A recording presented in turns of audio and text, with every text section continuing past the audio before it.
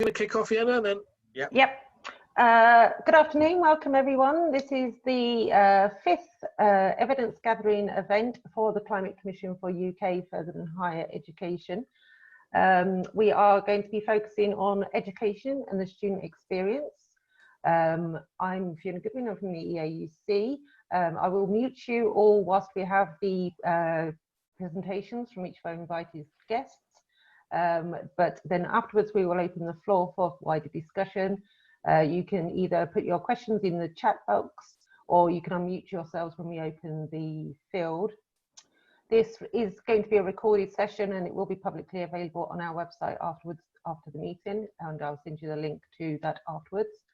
And I will pass you over to Steve Frampton, who is the AOC President and Climate Commissioner, to chair the meeting. thank you very much, Fiona, and a very warm welcome to everybody who's tuned in with us this afternoon.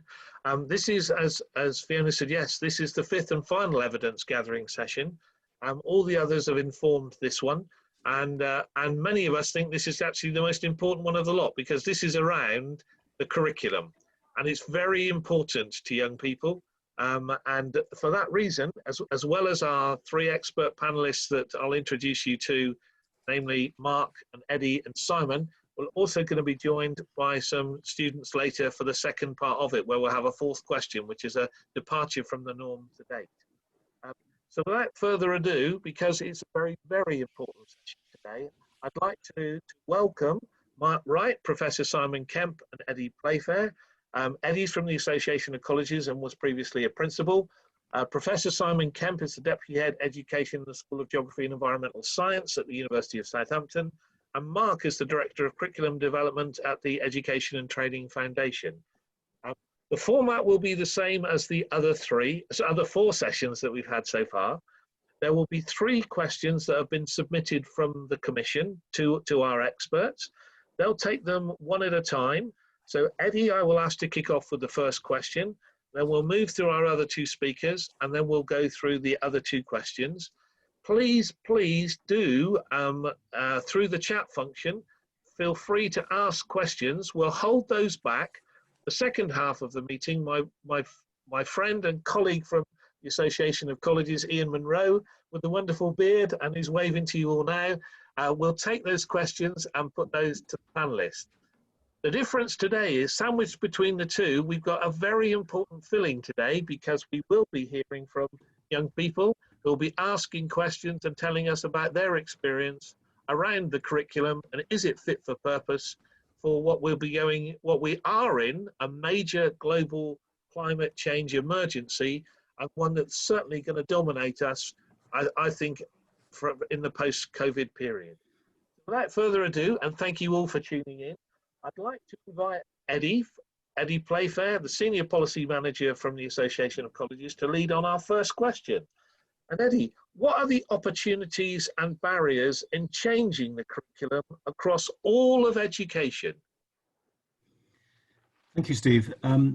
Yeah, so I'm going to speak from the FE perspective. So I'm talking here about the FE curriculum, and the FE curriculum is very, very broad, very, very diverse. It ranges from entry level right through to level 6, and across the full spectrum of general qualifications, A-level GCSE, right through to general vocational applied qualifications and highly technical work-related qualifications. So there's a massive range of different curricula. So there, in a sense, there isn't a single curriculum in our sector.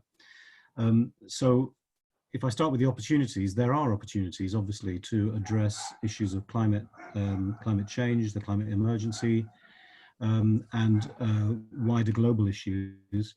But they are located in different kinds of courses and different areas. So you're a geography teacher, I'm a science teacher. Our curriculum areas have many opportunities, as do some other areas like construction and the built environment and so on. But on the negative side, that does mean that students who aren't studying those courses, students who are studying other areas where it doesn't naturally fit into the qualification specifications, don't necessarily get access to these, an awareness of global issues, of climate change and so on.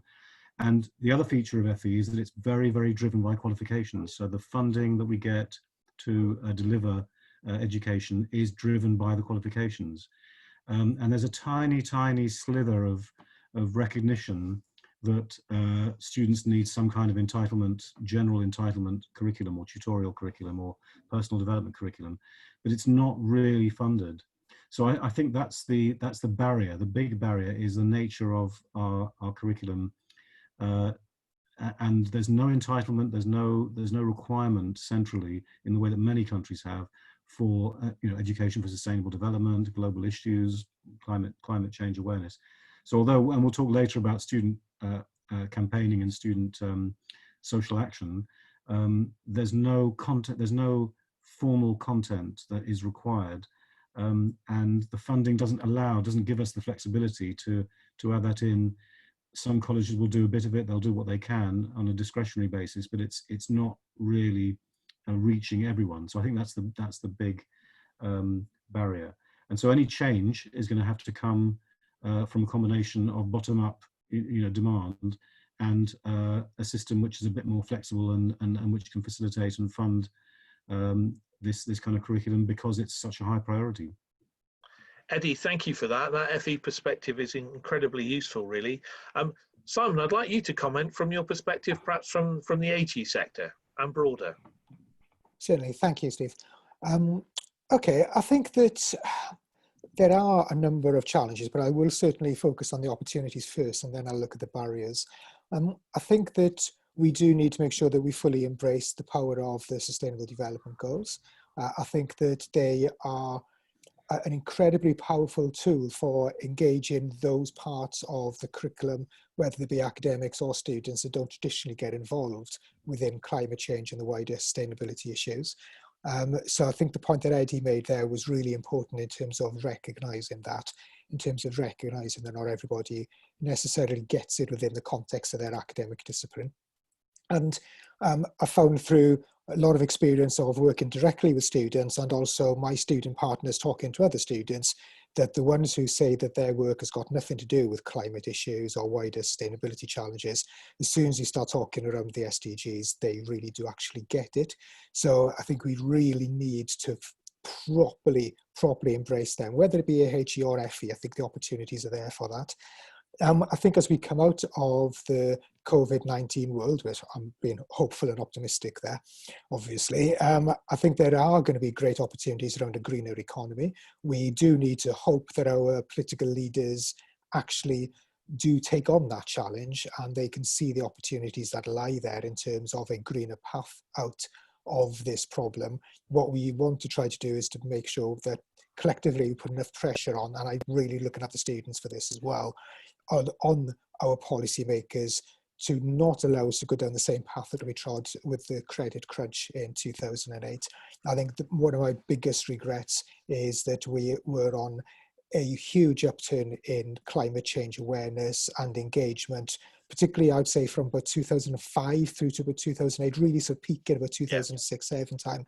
And the credit crunch completely destroyed that. And we had opportunities for a greener path out in terms of economic redevelopment, and it wasn't taken. There was the rush for growth. So I'm concerned about that.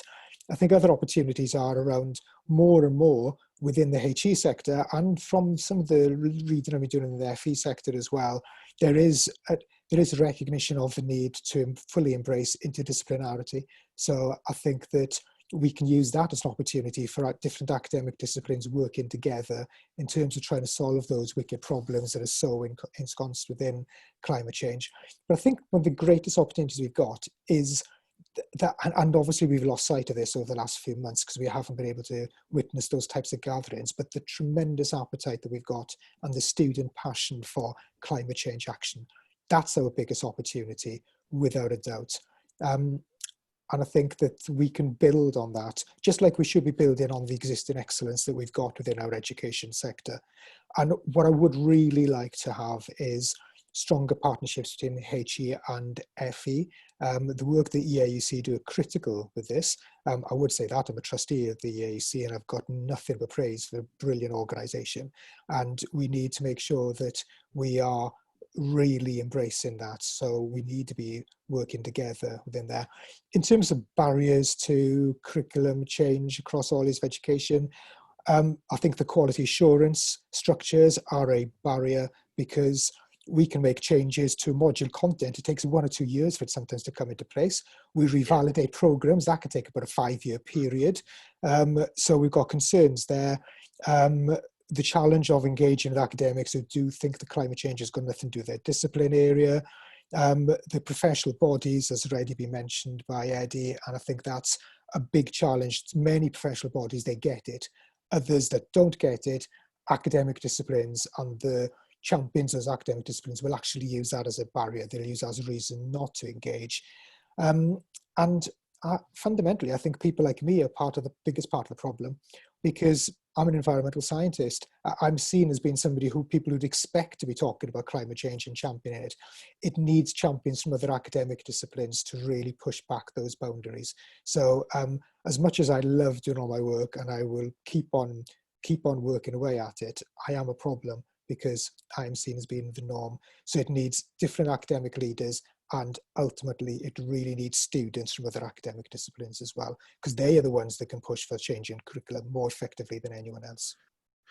Thank you, Simon. I think those points are really well made. I mean, and that's the power of the Commission, really. HE and FE together, the large number of students, the large number of staff. I mean, we represent between 5 and 10% of the nation, really. And if you put in our alumni, it's a very, very powerful voice. I think the other thing that I think we feel from the Association of Colleges, we feel also that moral duty as well, but to engage with our secondary and primary partners, as you do as well, because in many ways I think they've taken the lead on the curriculum, to be honest, and to a little bit I feel that we're falling into the valley of shame area compared with the incredible work that they've done. And I'm sure when we talk to Jamie later on, he'll be very keen to raise the flag of what secondary and what primaries are doing, really. Thank you for that. Mark, I'd like to turn to you, please, if you unmute, please, on this question. I have already unmuted you, Mark. Yeah, okay. I think that we have got the opportunity to build on a zeitgeist that was in the background anyway, in terms of the carbon neutral goals by 2050. So that's not a lot of time, given the way how the pace of change in an economy, that there's a lot to do between now and then. But now, in a way, we've got the opportunity to build on the great impetus for change that you get with a burning platform. If you've got fire underneath your feet, that's a great impetus to change. Even the COVID situation is actually, it's of course, you know, huge challenges, and a lot of people suffer, which is awful, but there's some good stuff to come out of that. And I think that is going to be something quite dramatic. I think that one of the big lessons is that we've had a real mindset for a long time that everything has to be efficient as possible. Everything has to be really tightly run, and funding has to be squeezed to the nth degree. By doing that in education, what you create is heavy amounts of fragility. And that's what we see at the moment, where systems are unable to respond. Now, and we can see that the way to overcome all this is through working together, cooperation, all the things that we've kind of known in the past, but now it's coming to the fore. I think education is starting to work in that much more fulsomely. In terms of the leadership is now focused around systems leadership, which is great. They're even using the language of ecology. So they talk about ecosystems and leadership. I think that is really, really important. I think that leadership itself, and I'll come on to that and further down the track, but I think that's one of the key opportunities, and how we make sure that's distributed across, not just within the college, but beyond the college. But on the converse of that is, of course, the forces of inertia, and there's huge amounts of inertia where we're humans, unfortunately, we don't like change. We need to help each other to challenge our core values and core concepts, and almost the hypocrisies where we don't always have our alignments between our values and our behaviours. And so there needs to be much more pressure from all angles to change the curriculum to one that's actually going to start to be fitters for that economy that we need to shape well before 2050. So there's been a lot of tinkering around the edges for a long period of time, but this is the point at the juncture where we've really got to start to absolutely have a root and branch review of this stuff and influence the right people, so we can start to talk about what courses need to change in a big way. So we're talking about move from just to focus on, for example, a meat-based cookery to vegan cookery, fixing electric vehicles rather than petrol-based engines, all that kind of thing. Lots of opportunities to change in the curriculum that can be threaded right the way through. So it's not just a case of being so reductionist in the future. That's been the curse and blessing of education. It's given us an opportunity to look at particular subjects in isolation, which is a great richness, but that also creates a myopic view. We now have the opportunity to rein back from that and in a way refashion what we want and make sure everything's interconnected as a good economy and ecology would do. Thank you, Mark. I'm going to give a very warm welcome to Jamie at this stage.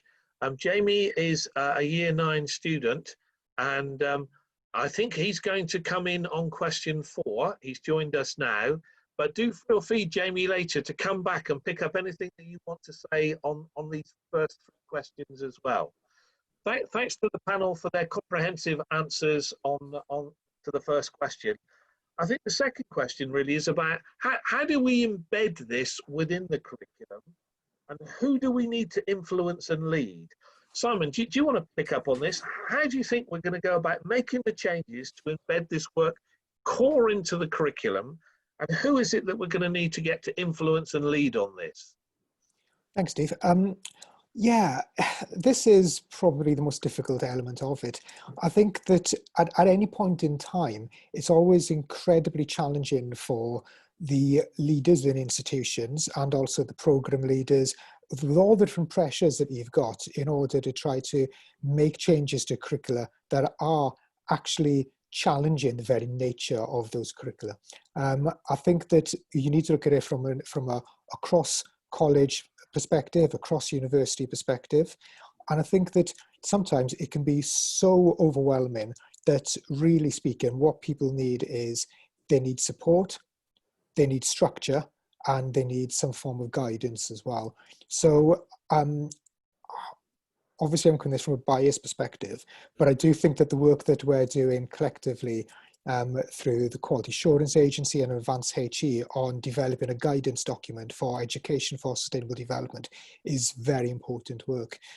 We've got experts from across all the different areas of education within their particular focus on higher education, but the principles will still work regardless. I think within there, we've got a great level of responsibility to make sure we get a guidance document which is crisp, which is easy for people to understand, that speaks to the different organizational structures and challenges, because I think without something like that, it's too nebulous, it's too difficult to address for many. Many will want to try to tackle it, and then realize there's all these other challenges. We are in a period of unbelievable flux in terms of the financial challenges we're going to have across all areas of education as we move out of the pandemic. So we do need to make sure that if we're going to successfully embed this in curricula across all different parts of the sector, that we've got guidance and structure, and we've got clear points of support for people to work to as well. The question from Alina at the moment, which I've just seen pop up the chat, but the QAA guidance document, how does this relate to subject benchmark statements? Well, it's not got the same level of authority at this point in time in terms of the subject benchmark statements, and the subject benchmark statements do necessarily point to exactly what's required in those particular subjects. It would be difficult to say, to point to any particular subject benchmark statement when we're doing the guidance document, because you would then run the risk of isolating other subjects. So we've got no intention of doing that there, but we do want to make it so that it is relevant to any particular discipline. But also, as I said, that we've got particular points of support and information from there. When I was lucky enough to be working for what was then the Higher Education Academy as their lead on ESD, it was great because we had a load of resource behind us. We were able to offer that type of support. So now we haven't got a post like that in the sector at this point in time. This is well resourced. So it comes upon us to make sure that we offer ourselves as those points of support. I do think, though, that the most meaningful way to do this is to offer the structure, but also to get the student enthusiasm and energy behind it. I think without the student leadership on this, then it's doomed to failure. Institutions are much more set up and responsive to student concerns now, and rightly so. That's something which has been sadly missing in the past. I do feel that we need to make sure that the students, whilst they will take a lead, that they have the support of academics and they find the right people to be working with within there. So the points of influence and leadership are the student organisations, individual student champions, build it on the energy, but staff are really important as well, because there's the continuity issue there. The whole transition on students means that if you haven't got somebody who can actually represent the continuity of this work in terms of addressing the climate challenges, about the work within sustainability, then you can lose that momentum. And that's why it's important that there's proper succession planning as well. So I think that, really speaking, what we need to be doing is targeting the correct people, putting a lot of energy there, and then supporting and supporting and supporting. That's the most important element of this, in my opinion. Simon, thanks for that. That's very comprehensive. Mark, from your perspective, who do you think? I always approach these things with Malcolm Gladwell's view on the tipping point about identifying who the mavens are, who are the people who are going to make the most difference. So, I mean, and sometimes it's particular people in particular organisations. So rather than have a blanket approach, really spend a real amount of time to assemble this ideal coalition of people who are able to try and move things forward. And I think it will be good, given that the cause of the problem, as I mentioned before, in a way is being too separative, being too reductionist. So we need to work in a way that is the way we want to see Flourish. So rather than just go and have meetings with various stakeholders about bringing this coalition together, I think it needs to include everybody, include parents, for example, key parent, because parental views are often a significant force of inertia.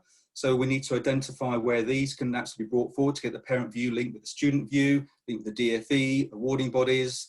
This is not something we usually work in a way, but we have to start working the way we need to see Flourish.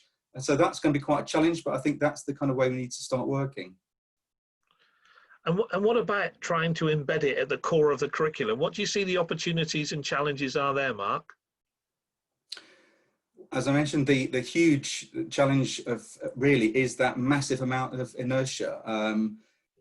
And it's this massive issue about people having stated values, but often they're not aware that their actions are not in accord. So this is where we can all help each other point these things out in a good and friendly way. Because I see this all the time, and I see it in a number of students I talk to, and they say, "Oh, we've got to do this, got to do that." And I say, "Well, yeah, it's great, but what about, especially, for example, just one example, some students are wearing a huge amount of cosmetics with a huge amount of microplastics, and they're sort of not seeing the connection between the wanting to change the world, but not also seeing what they need to change themselves. So it's how we start to reach into that area as well, so that everyone starts to understand what is required to go from where we are now to where we need to be, and everyone's going to have a different journey, but we all need to support each other to get there. So, and the curriculum needs to be, as I mentioned, it has got to be much more. We get to the point where we need some almost revolutionary thinking around this rather than evolutionary.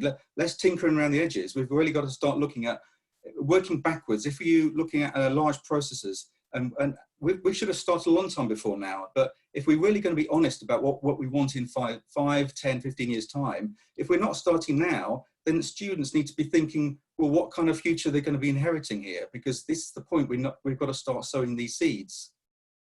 Mark, thank you. And I don't think I could agree more, really. I mean, I've for 4 or 5 years now been working with various groups from primary, secondary, FE and HE around the need for a very different values-led curriculum where this was at the heart of it, really. And as you say, this requires a radical rethink, not a salami slicing, tweak around the edges approach, really. And I know Absolutely. This is something that Eddie feels very passionately about. Eddie, can I bring you in on this key question, please? You're muted, Eddie. Sorry, I was being very disciplined and muting myself. Yeah, I agree. And the reason why so many of us are passionate about working with, I'm going to talk about young people here, 16 to 19-year-olds in particular, is that it's one of the most exciting phases in education. This is when young people are kind of emerging into adulthood, beginning to see themselves as kind of agents of change, actors on the kind of stage of society, and you know, future workers, future citizens, etc. And it's the point at which we should be helping them to make the connections, and the kind of thing that Mark was talking about, connecting what's going on. You know, what is the connection between forest fires in Brazil, Australia? What is the connection, you know, and things going on in the UK? What is the connection between these catastrophic kind of freak weather, so-called freak weather events? And you know, what is the connection between what goes on in China and what goes on in Europe? All those kind of economic, political, environmental connections. It's at that age that young people start to sort of put the pieces together and to start thinking about, well, why, what can I do? How can I make a difference? And wanting to understand. And so education is the place where young people can acquire those leadership skills and the confidence to speak and to contribute, but also it's a place where they can understand and learn some of the background, whether it's you know, in an interdisciplinary way, I hope, you know, as Simon has said. And the problem is we've lost, over the years, we've lost some of the qualifications that allowed us to do that. I mean, I would cite, well, there's a whole series of qualifications, all of which I've taught on, like Science for Public Understanding, like Citizenship A-level, which have all been lost in this push towards fairly narrow subject-specific curricula, which there's a place for, I have to say. So I think we need to shift towards designing the curriculum to meet the needs of today and the needs of young people and what young people are asking for. But also, I think we need to create, at the same time as maybe creating some new programs. I mean, I'm imagining something a bit like a global studies, you know, GCSE global studies followed by A-level global studies, something like that. But at the same time, we also need to create a space in the student timetable which is about developing them and developing their wider understanding, not necessarily a course, not necessarily a qualification, but a space where there's an entitlement to learning about the world, if you like, and that means, you know, the world, a global perspective. So I think that, and that pressure needs to come from below. It needs to come from students. It needs to come from educators. But I also hope that the bodies that control the funding and the curricula in our sector can start to recognise there's a need to reform, to adapt. And so, you know, I'm talking here about the ESFA, the Education Skills Funding Agency, which is our main funding body, and IFATE, which funds apprenticeships, and the awarding bodies. We need new kinds of thinking to come from them as well, and they need to listen to the kind of pressure that's coming from below. But at the moment, sadly, you know, colleges will deliver what they're paid to deliver, and on the whole, what they're paid to deliver is qualifications. And so we're highly constrained by the specifications of those qualifications. Eddie, I'd like to come back to you a bit on that, because you have been a passionate leader in the thinking around the need for a more holistic curriculum that contains political literacy, economic literacy, climate change literacy, etc. really.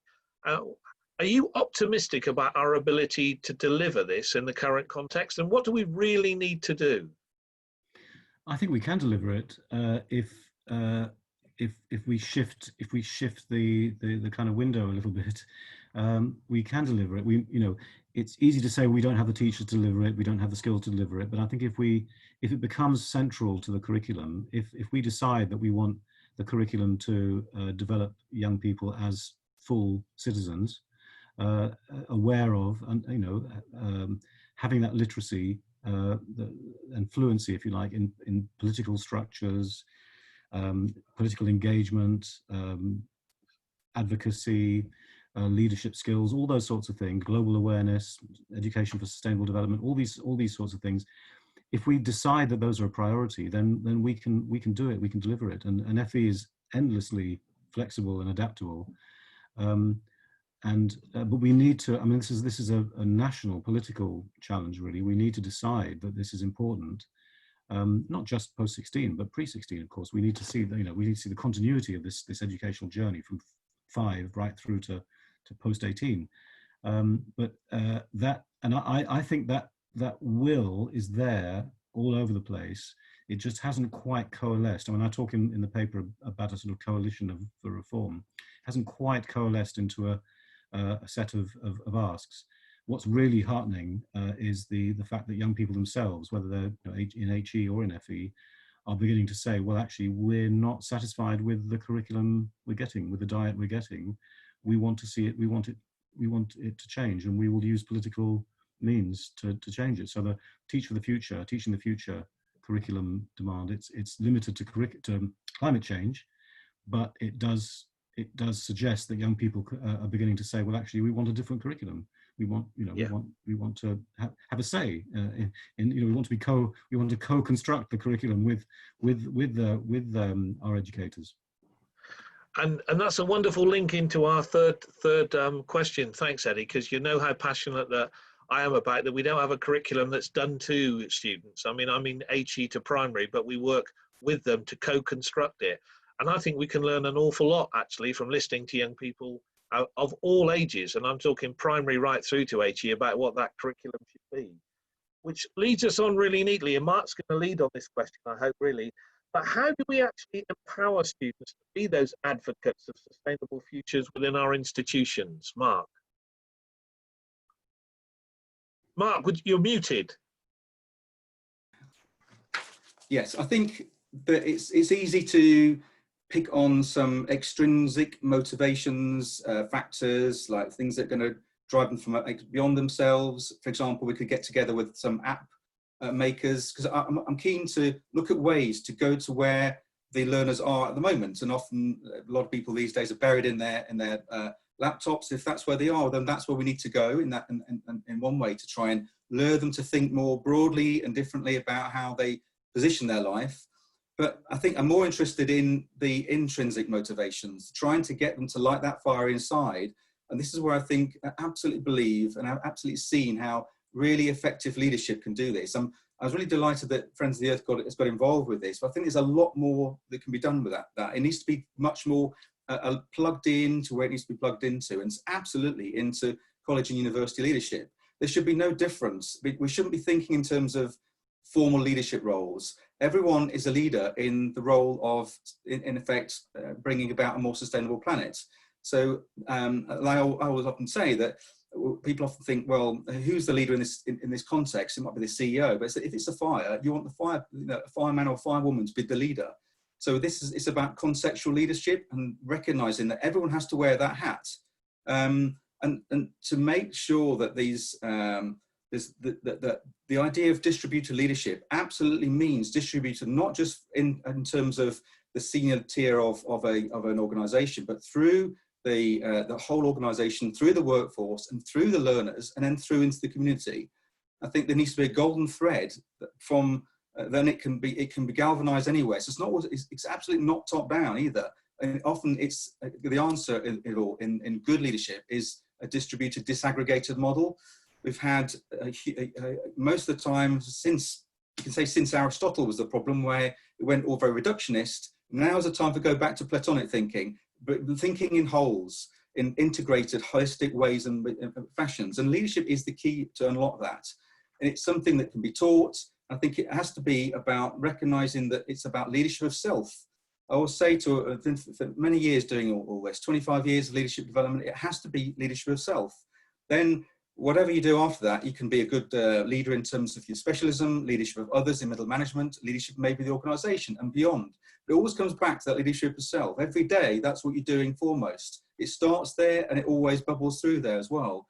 I think everyone has a self and everyone can lead it, but we don't often join those dots. We talk of leadership, as I mentioned, as these formal roles. We've got to break away from that and give lots of opportunities and permissions for people to see that they have that leadership role, so it can come from anywhere. If we can create that, I think that will make a huge difference. Mark, thank you for that, and a very passionate response on that one, and I think there were a lot of nods around the panel on that really as well. I'm going to go over to Simon really. Simon, what about your perspective on this, please? Thank you, Steve. And yeah, Mark, I support what you're saying there. And it's always one of the things I love with these types of events is the passion. And the one thing that always worries me is that we need to be making sure that we get people into these meetings, these types of events, who haven't necessarily got that initial interest. And I think that one of the best ways of trying to progress to that route is through representation. I think if we're really looking about how we're going to empower students to be advocates of sustainable futures within our institutions, then I think one of the key issues we need to be addressing is their representation on all decision making. I'm not a fan of having one or two students on a particular committee at an institution. Students have to be equal partners. There should be equal student representation on every committee that has got an impact on student life, whether that be about infrastructure, whether that be about how we're addressing the climate consequences of different actions on site, but investment, whether it be about curriculum development in particular. Then I think that giving students that full representation is one of the most important things that we could do. I also think that as deliverers of pedagogy and the ones who think it through, we are still we're still structured by our own experiences. The way that young people are learning these days is a completely different world to us. Yes, many of us have got young kids and we're seeing how they're learning, how they're receiving information. And I totally agree with what Mark was saying there about we have to address people where they actually spending all their time. So we need to be responding and understanding how they actually want their curricula to be involved, and that shouldn't just be one student representative from a student union on a higher level education committee. As I say, I firmly believe it should be 50-50. We need to be able to get students to recognise that their voice isn't tokenism. We need to be able to demonstrate to students of where we've actually leveraged change on the result of their contributions. So students, I remember talking to quite a number of students, and they always feel they've got a lot to say, but they worry that this tokenism, that they are cynical about how useful their voice is going to be. So we need to show them that it actually does make a difference. So that in itself is going to take time, because we need to show how their impacts have been leveraged. But at the same time, one thing we do need to be is cautious. I think we need to be cautious with how we engage with students, how we engage with young people, because I've been banned from a number of social gatherings, not just because of a pandemic. This is before a pandemic. This is any sort of dinner parties and like that, because I'm the voice of doom. People ask me what I do for a job, and then I start talking about it. If people says one little thing which is at all cynical about climate or sustainability, I'll just launch into it, and I'll go into all the problems. And sometimes we can go too deep into these issues and it frightens people. Yes, people need to understand the urgency of what we're trying to deal with. I totally think that that is the case, but we don't want to frighten people, because frightening people means that people just go back in their shells and stick in their narrow subject areas. We need those holistic approaches without doubt, but we need to do it in a way that actually empowers rather than disempowers people. A lot of adults I speak to, once they really start to come to terms with some of the issues, they feel powerless, and then it's more difficult to get them back involved. So I think that to me is one of the most difficult challenges, to get that sense of urgency across, to make it real to people, to show people that it's based on science, to show people that it is about people, but at the same time not overwhelming them. And we've got to be conscious of young minds and how they can receive that information. Simon, thank you for that. And Eddie and I'll invite Eddie in on this in just a minute, are very conscious of the link between mental health and this agenda in the primary, secondary and FE, and I'm sure even into the HE sector as well. I'd very much like to encourage you to put your chat questions in now, because we're coming towards the end of the first section. I'm also very keen, after going to Eddie, that I bring in Manvir and Marta, two of our student commissioners, before I go over to the fourth question, which I'll be asking Jamie to take. So just Manvir and Marta, be on standby, please, for after Eddie, and Fiona and I will bring you in then on these first three questions. Thank you for that, Simon. Eddie, I'd like to go over to you on this really important point around advocates of sustainability and empowering students, please. You're muted, Eddie. Yes, thank you, Steve. I talked earlier about sort of young people, sort of 16 to 19, being at a sort of critical juncture in their awareness of the world. And I think there are kind of two poles really. One is the growing desire to engage in the world, to make a difference. And if young people's experience of that is positive, and it will reinforce their confidence and their ability to, stand up, speak out, work with others, develop skills of campaigning and advocacy and representation and so on, and that kind of sense of solidarity with each other, initially with people they know and their friends and their peers, but also ultimately with the rest of the world, everyone else who lives on this planet. So that's, and that kind of passion for campaigning and speaking out is very, very important, and it's very much to the fore in the climate change movement, as in other movements. But I think it needs to be balanced by the other pole, which is the one I think Simon was referring to a bit, which is the one of understanding, that sense of actually that all has to be informed, that we need to get under the skin of the issues, we need to be evidence-based, we need to understand the science, we need to understand how things work, the mechanisms of change, political change, social change, a bit of history, how things have been changed in the past, what works and what doesn't work in terms of social movements, all of that, and those connections. Now that's actually a bit of education, that's a bit of knowledge, and it needs to be married with it's not either or. It's not about, you're either in your ivory tower studying this or you're out in the streets, marching and campaigning. It's the marriage between the two, in the sense that they speak to each other and they relate to each other. But if we imagine the young person, if we think of the young person just as, Greta out on the streets, actually Greta is very well informed, so that's not a good example, but just the campaigner out on the streets, that's only half the story. The other half of the story is the young person developing their understanding of what's going on. And as educators, we have to be, what we need to, the kind of orientation we need to encourage is a critical thinking, engaged orientation, not a kind of doctrinaire, take up a line and then ignore all evidence to the opposite kind of and the problem is our politics globally is very much pushing us towards that partly authoritarian but also very populist pole. There's the kind of education for critical understanding and engagement, and education for citizenship and active participation and change making. And I think the two have to be hand in hand. And education is the place where, for adults as well, but in particular for young people, where that can happen in a safe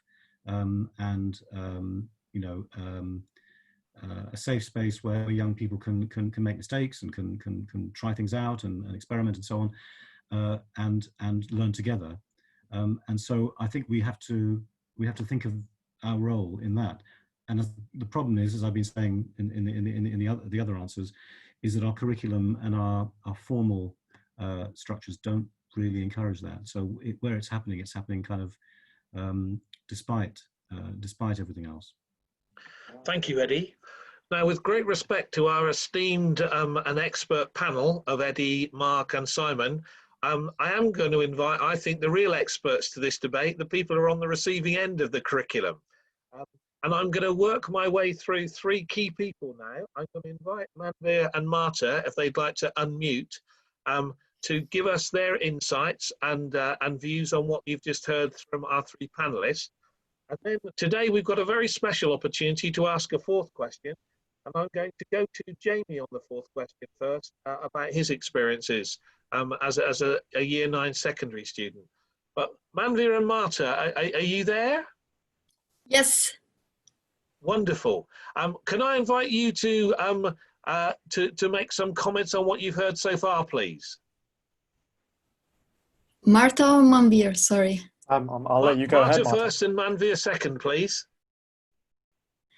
Okay, so hello. Thank you, everyone. I think everything was really interesting, and a lot of points that I even didn't consider myself. And what I was thinking, because it seems like it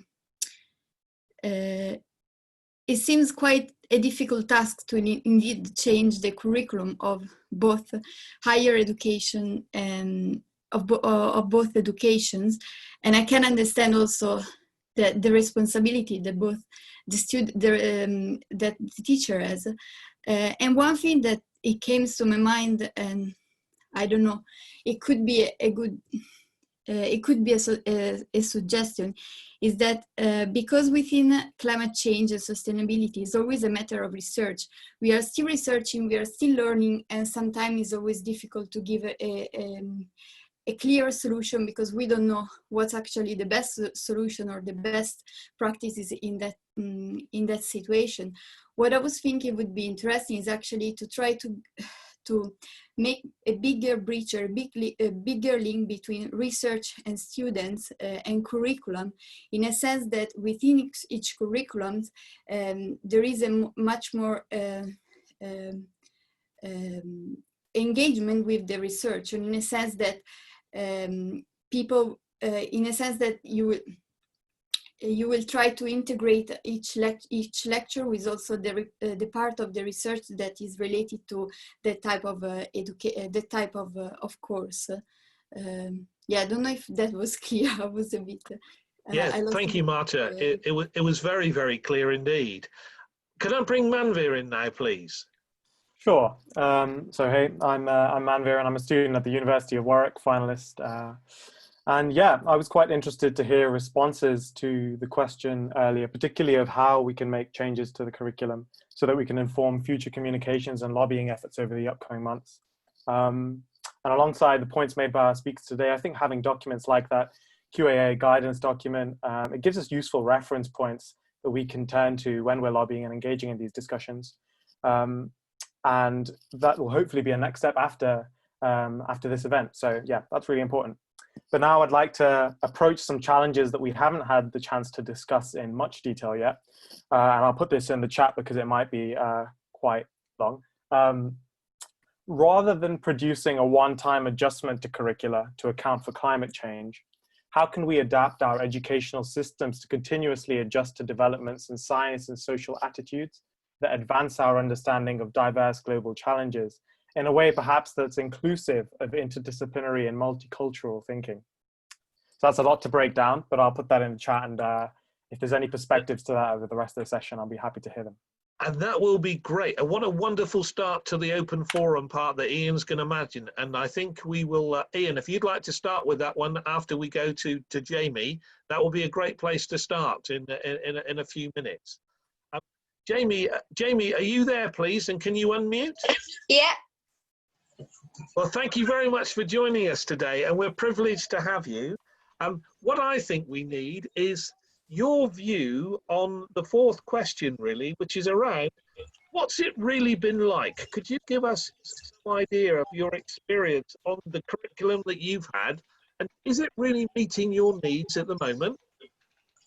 Yeah, so thank you. I'm Jamie. I'm in Year 9 at school, and just to clarify, I'm here today in a personal capacity, not representing any of the organisations I do work with. At the start of Year 9, we had a couple of lessons on climate change.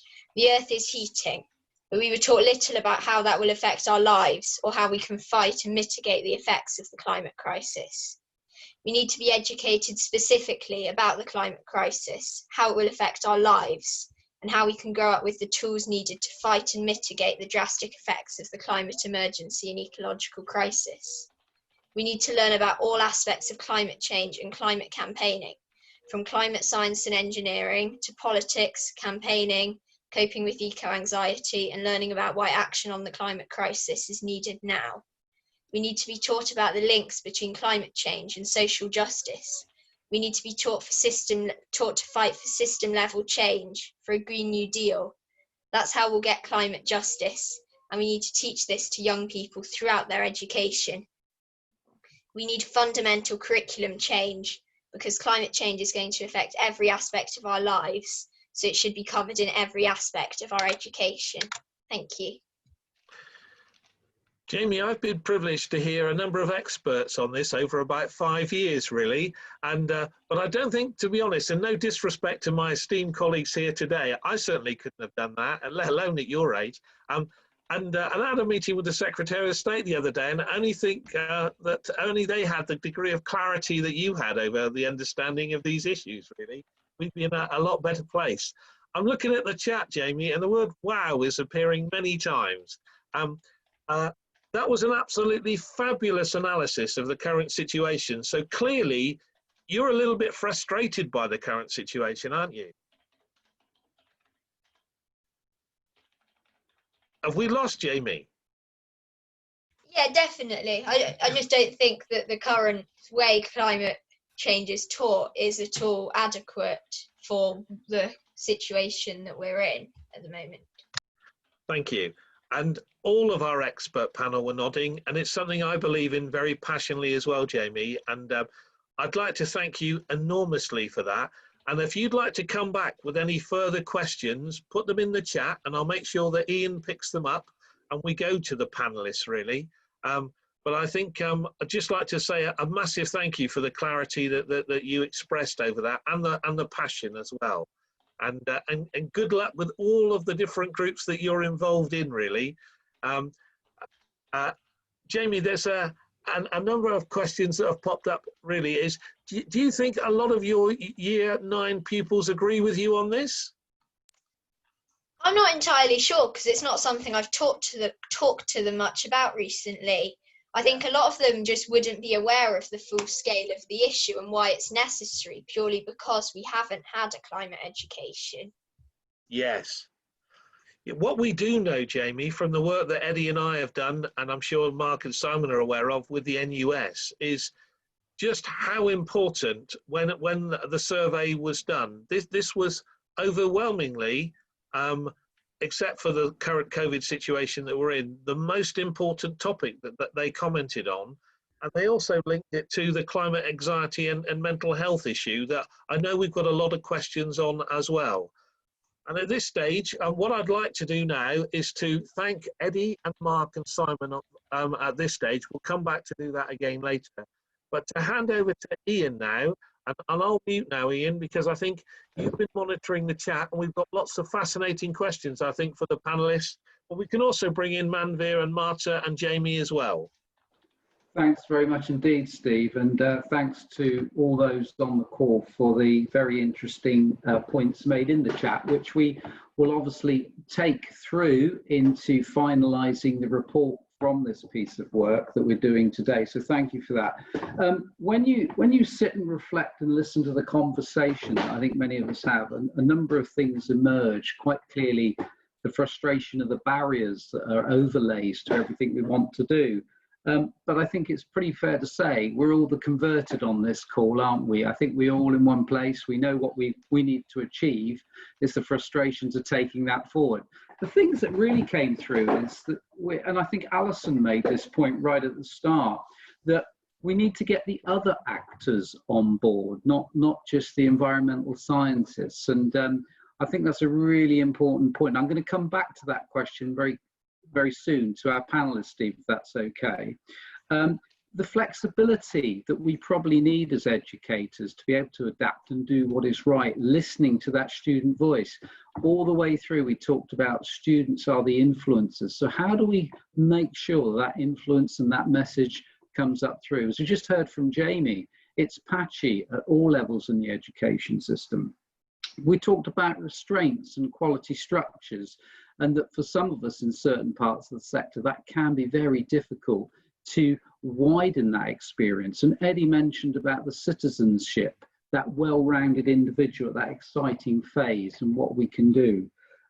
So as Simon, you said about the rethink post-COVID, and I think a lot of us on the various expert witness sessions have thought that the timing of these 5 priority sessions has come at a point where most people are rethinking about the future. And is this a great point for a reset? So I might want to pick that up with you again in a moment, really.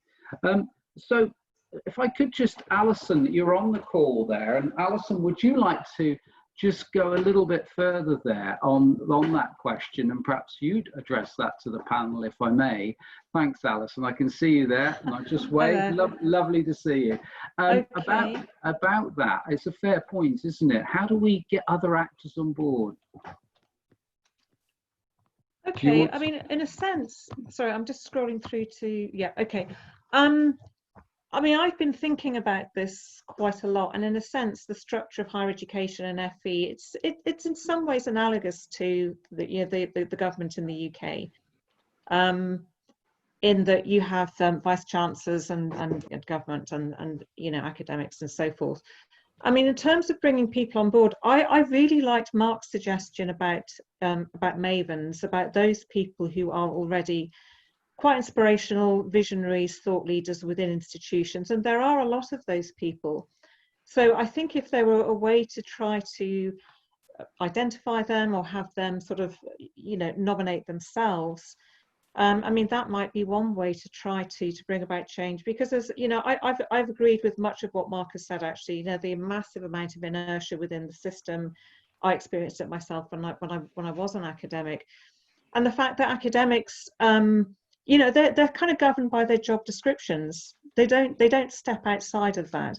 So I think there's a need for academics to better understand what's going on, and to sort of to think about their role as academics. So I'm very much an advocate for really, really radical change. For really thinking about what is the role of an academic, what is the role of an institution, an educational institution. And just really going back to basics, really challenging ourselves on fundamental things like qualifications. And in some of the things that I've heard today, there's almost a kind of tacit acknowledgement, not just of the inertia, but of the constraints. And I really think we have to challenge that thinking. I think we really have to stop thinking about the barriers to change and actually just start pushing away at those barriers much more vigorously than we're doing. So that's not to say that we're not all trying to do that to some extent, but I think we just have to be much more courageous, adventurous, and this goes back to the point about those mavens within institutions who are really radical thinkers, who can really represent things differently. So that's a very long-winded response to your point. Alison, thank you. And I saw lots of people nodding there. And I think it is the fundamental challenge, really. We've been down this road before, colleagues, haven't we, where we've tried to influence, and we were talking about curriculum change. And I note that there were many questions in the chat about sustainable development goals and how they may or may not work, and to be careful with those.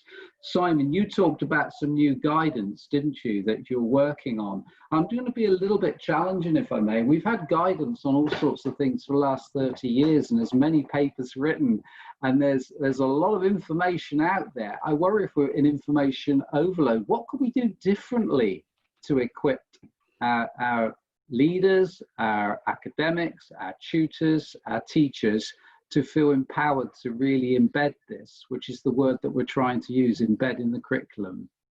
Sorry to put you on the spot, Simon. No, not at all. No, I quite agree with you, Ian. There is a huge amount of information out there.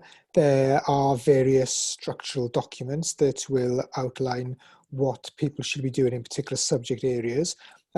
I would like to think that the Quality Assurance Agency and Advanced HE document that we are pulling together is very much focused on why there is on what the problem is, why we need to address it, and how we're going to address it. It is meant to be solutions based. We are trying to avoid something which is wholly academic language, something which is all about different curricular development terms. Curricular development is important. I do see as one of the biggest barriers, and one of the really drivers for change would be to try to, ironically, since we're publishing this through the QAA, is actually have a lighter QA touch, because the quality assurance mechanisms we've got in most organizations tend to be too long-winded, take too long to enable you to really innovate and to really restructure curricula that actually addresses the nature and scale of the climate challenge that leads to rethinking economic structures. So I do think that there is a gap for something which is more action focused, and that's what we intend it to be. we don't need to rehash all of the information that's out there about all the science behind everything. We don't need to be doing that. I did notice one point in the conversation earlier, if I can find it again, which was how important, and this does relate to this, how important is it for education to develop students' understandings of the physical principles of climate change? Should there be more focus on solutions? Now, I would always advocate that we really need to be, at this point in time, focusing on the solutions now. We need to be focusing on what we can do to change our infrastructures, of what we can do in terms of changing how economies work, consumption patterns, everything that's inherent around the nature of the problem. But I do always still support the fact that you do need to have the education understanding behind it, because you will always get challenged as to why you want to be making these changes. There will always be resistance to why we should be changing the economy, why we should be changing particular practices, why we should be working in a different way. If you haven't got the understanding and the evidence behind that, then I think you're going to struggle to leverage that change. Thank you, Simon. There's an interesting question just popped up into the chat there, that's sort of talking about where things are taught, and I saw a couple of people nodding and responding to that about the climate change education seems to be mostly about science, and the question to the panel there is where is climate mitigation and solutions taught? Eddie, can I come to you, because I think it's a frustration that I think you were airing really in your opening remarks about the constraints around the sort of 16 to 18 curricula, and that we don't have the flexibility. But I know you work very closely with awarding bodies. Are you seeing any movement on that, or increased flexibility that we could look forward to? Just got to open your mic there, please, Eddie. I'm not sure I would look to awarding bodies to be the dynamic. I mean, they're very good at doing the job they do, but they're not necessarily going to be the source of curriculum change because they are constrained by the requirements. So all these wonderful courses that we used to have used to be, offered by awarding bodies, and now they're not, because somebody in government decided that they weren't, they weren't needed anymore. If you forgive me, if I can just draw some analogies with two other big global issues, starting with the biggest health challenge that we face, which is the COVID-19 challenge.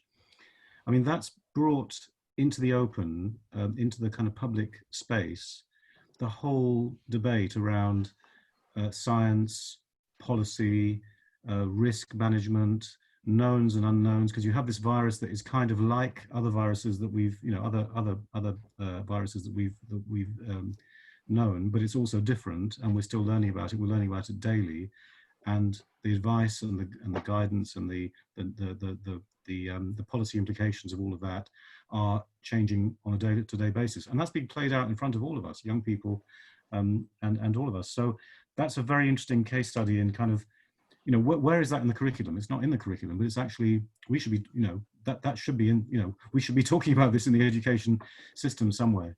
And then if you take the other, one of the other big issues that's live at the moment, the issue of, the murder of George Floyd in America and the Black Lives Matter movement, that's kind of highlighting that this is not about one incident or one bit of news.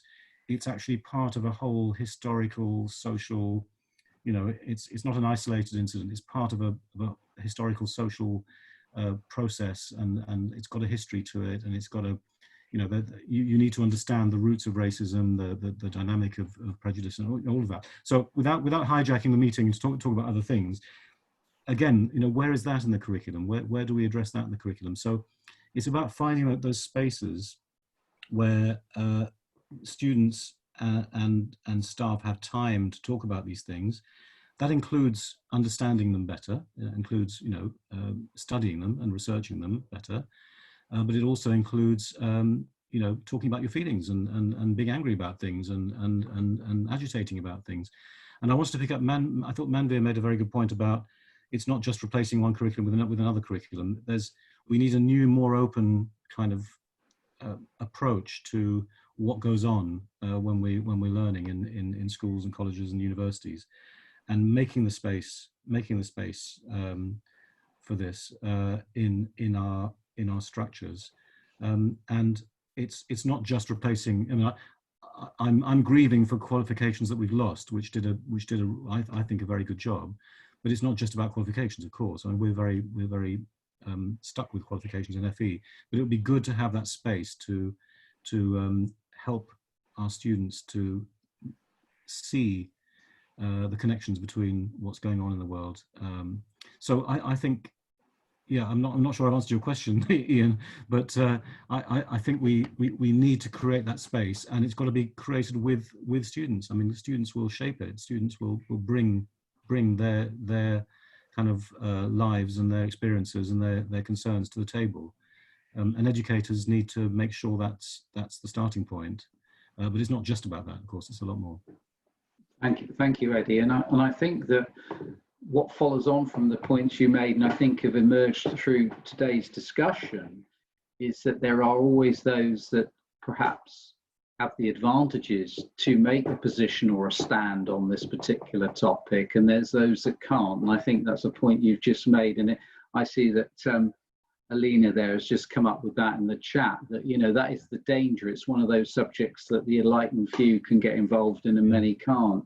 One of the things that came out very early on, I saw very early on in the chat, and I think it was Mark or Simon, apologies, I can't read my notes, I was scribbling too quick. We talked about FE and HE working more closely together, either in a locality or nationally, and partly that's what the Commission is here to do. Is there any more thoughts about that? Because curriculum is informed in many ways through employers and the jobs. It's progression to university, it's from school, and there's only so much we can do as a college sector between FE and HE, but from schools and FE. I'm wondering if there's any thoughts, Mark or Simon, around that FE, HE and what we can do in that space working together. Mark? Yeah, I think that's part of this whole idea of the need to identify what the ecosystems are, to bring the terminology into play, so we can start to redefine what partnership working should look like. Often they're far too narrow, and therefore they've not really produced what they need to produce. So I think there's lots of opportunities to work with HE, FE, schools, and beyond. Until about 10 years ago, the government had this whole thing about public value, and unfortunately that got shelved, but that had a lot of merit in looking about how public institutions at least should use that public money to go beyond their organisation and think more broadly. But we almost need to bring back that whole ethos of public value, because that is totally in line with what we're looking for in terms of sustainability. Thank you, Mark. I just saw Phil. Phil, are you still on the call? Phil, can you join us? You've brought up equality and diversity, how that suddenly became a priority for colleges a number of years back, and the drivers for that. Do you just want to give an example of that, Phil? Welcome to you. Yeah, thank you. I think I guess what I'm looking at is how to urgently bring around change. There are several key pieces of work, highly influential, perhaps draconian pieces of work going on at the moment, not least of which the DFE white paper in the autumn, the colleges of the future. I think if we could influence those two pieces of work, that would have a significant effect. In respect of Ofsted, 10 years ago, Ofsted decided, and I don't doubt government influence, around equality and diversity, and incorporated it in what was called the Common Inspection Framework. Colleges were driven to engage in a very explicit way with equality and diversity. 5 or 6 years ago, similar happened with Prevent. So if one was to bring together the College of the Future Commission, the DFE white paper, and Ofsted, I have little doubt, although it's very much top down, that colleges would respond both urgently and significantly, because the one thing colleges are able to do is be highly responsive to change when required. Ian, I'd love to come in on that. Please if do, that's Steve. possible. Please do. Phil, I think you're absolutely right. I mean, the drivers of behaviour are nearly always funding, inspection and qualification frameworks. If you could alter one of those levers powerfully, that would aid things greatly. I think the Mark and Simon and Eddie have outlined how difficult it might be to change the qualifications framework. We're not likely to see rapid changes in the funding mechanisms given the state of the nation's finances. But Ofsted are a very new regime now with the new leadership they have. And we do have a leader there who's quite passionate about this agenda and a senior team that do. What they will listen to are students on the appropriateness of their curriculum for their future. And this is where I think if we're really smart and we join up the power of that student voice to influence Ofsted on what the curriculum should be like to meet their needs, because of the link, I think, with mental health and their futures, that would be a very powerful way to do it. So I would really like to see us make that bridge, facilitate that linkage, because I don't think ever have I felt that Ofsted could be such a positive agent for change on the curriculum than I do at the moment. Agreed. Ian, sorry, could I add something about the Commission? Please. Yes, because please. I mean, Phil's absolutely right to highlight the Commission on the College of the Future, because although it was set up before the COVID-19 crisis, what is coming through, what the COVID-19 crisis has done, I think the colleges and universities actually, and possibly schools too, is to highlight the role of educational institutions in their communities as much more than some kind of qualification factory or skills factory. They are part of the glue that binds communities together, and you know we're seeing a much clearer understanding in government of what we mean by the kind of anchor institution, the kind of the role of the college in supporting and developing and nurturing a resilient community. Now that is not defined in terms of qualifications or funding or inspection. Actually, it's defined in terms of relationships on the ground and history and social kind of the social fabric. Think qualifications come and go, funding comes and goes, inspection grades come and go, but actually that kind of web of relationships is there. And obviously I know it best in colleges, but I'm sure it's there in schools and in universities as well. So if we can build on that, I think we can, there is some hope that a different vision can emerge of what the institution is. We're not just a provider providing, churning things out. One last point I want to make while I've got the floor is just in response to Marta. Marta talked about research skills, and we do have a window in the qualification world. We have the research project qualification at all three levels, level 1, level 2, and level 3 in colleges, and we know that universities value it, and it's an opportunity to accredit students' research driven by their own passions, if you like, their own interests and their own things they want to pursue themselves, and that is an opportunity to get students really drilling into things in some depth, following their own interests. And the other point I was going to make is, although we can be quite instrumental about the way that colleges prepare for FE prepares for HE, and therefore students need the qualifications, the grades, the knowledge, and so on that HE requires.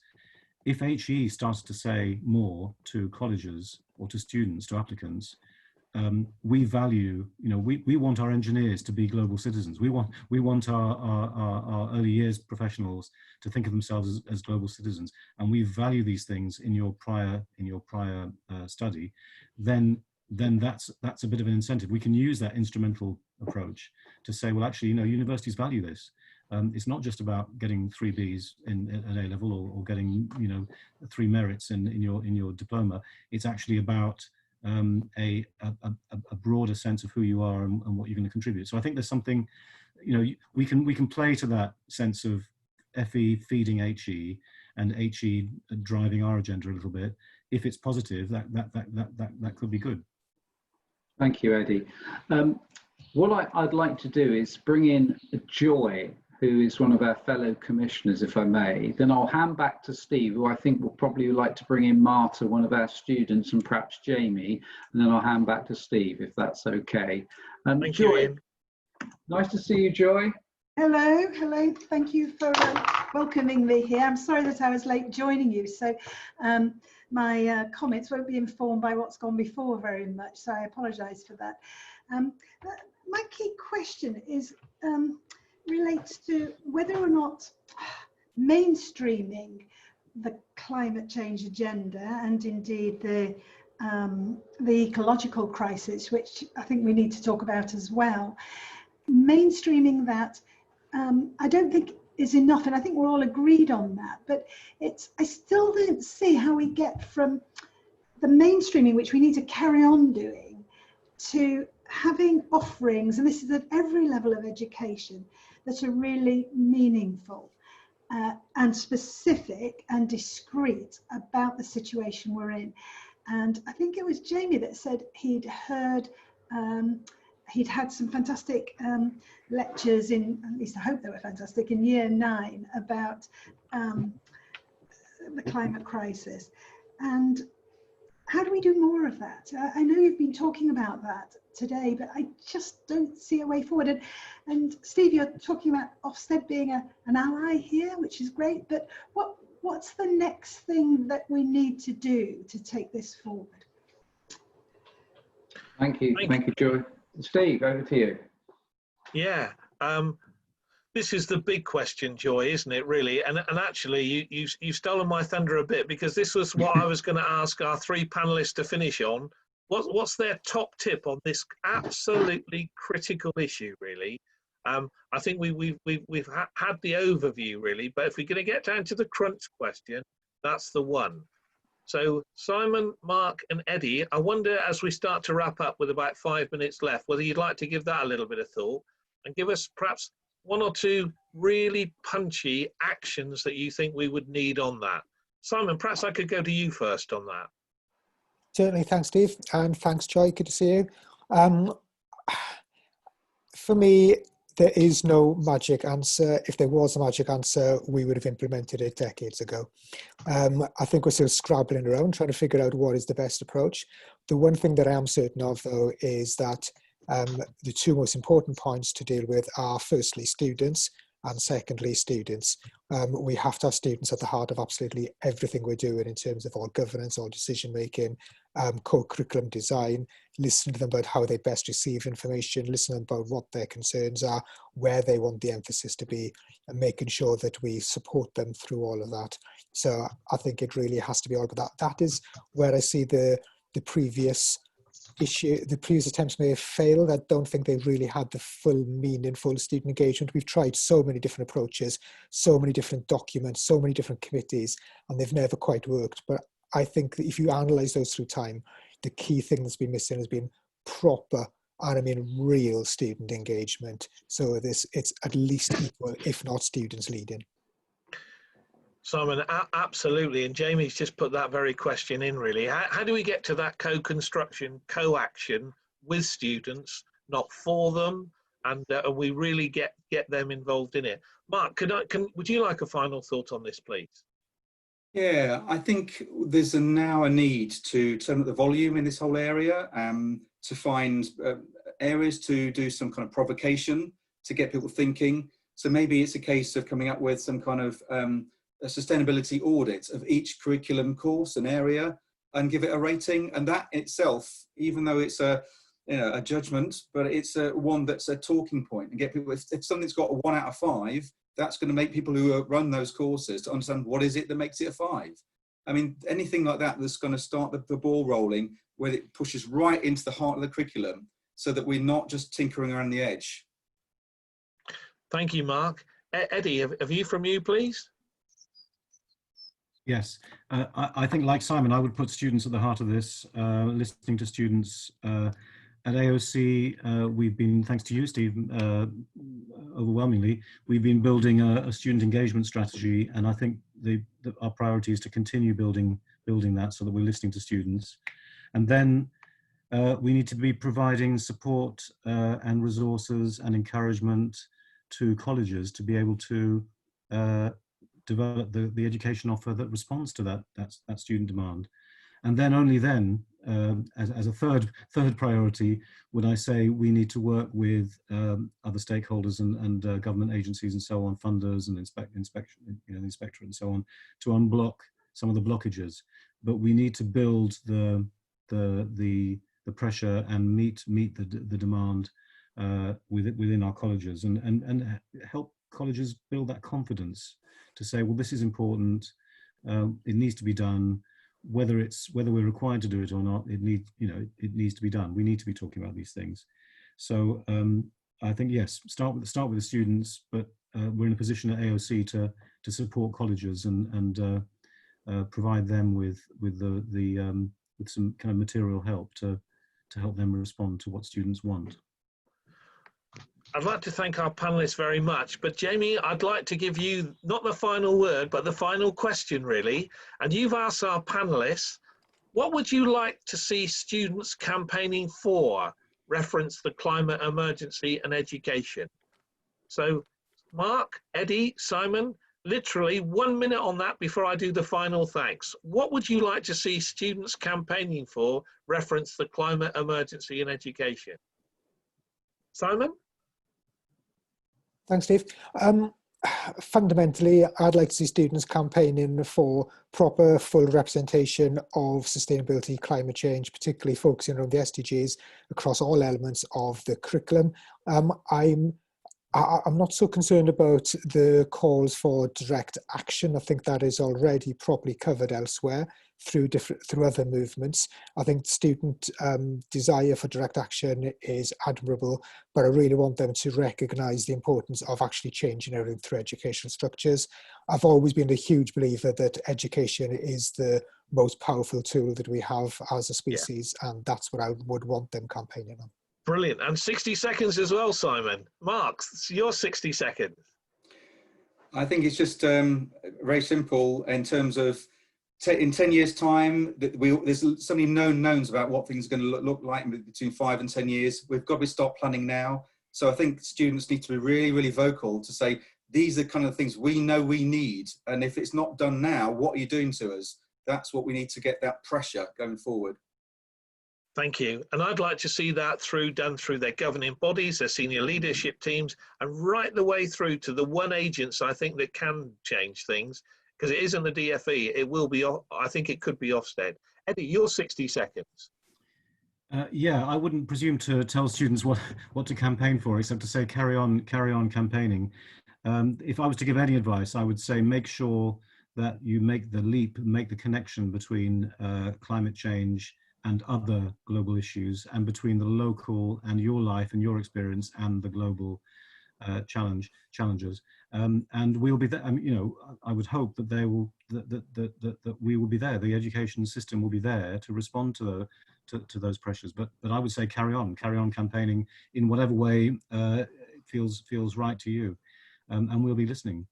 Absolutely, and we'll be there to support. And I hope that's the key message that Jamie and the other students that have tuned in will recognise. The agencies are there, desperate to support you on this, and urgently, bearing in mind the level of crisis that we've experienced. With 1 minute to go, I'd like to thank very, very much Jamie in particular, because I think a lot of the interesting debates focus from hearing those very, very passionate pleas from a wonderful Year 9 student. I'd like, of course, to thank Simon and Mark and Eddie as our expert panel, Fiona and the wonderful work that went on behind the scenes in order to make this happen, and my fellow commissioners, Ian and Joy. Be safe, everybody, and thank you very, very much for tuning in. Thank you very much indeed. Bye-bye, everybody. Thank you. Bye. Thank you. Thanks. Bye. Thanks, Simon. Thanks, Mark. Thanks, Eddie. Thank you. Thank you, Steve. Thank you all.